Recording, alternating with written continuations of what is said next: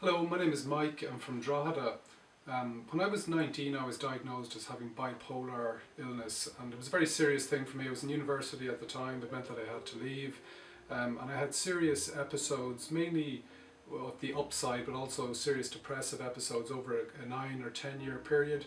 I was hospitalised many times. I was on medication continuously. Fortunately, I was able to live pretty well in between episodes, but nevertheless, it was a serious thing.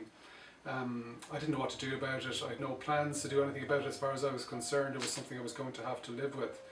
At a certain point in my life, I wasn't a Christian at the time. I wasn't asking any particular questions.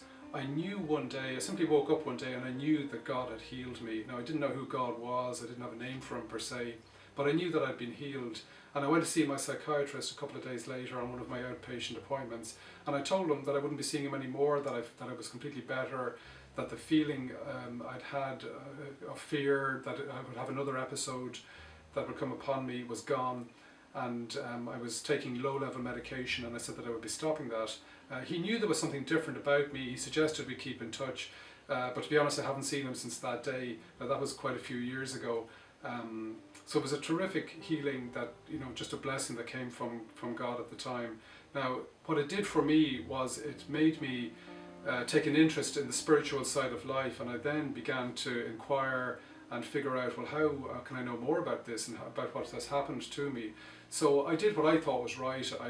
I began to read books, and I learned yoga. I learned transcendental meditation. I actually became a vegetarian. I thought that might help. I was reading a lot of Eastern stuff, and that went on for a number of years, during which time my father became a Christian. He began to share the truth of the gospel with me through the Bible, which he had just begun to become interested in. At a certain point, he shared a scripture with me out of the Gospel of John, and the scripture is that Jesus came to his own, but his own did not receive him. But any who do receive him, to them he'll give the power to become children of God.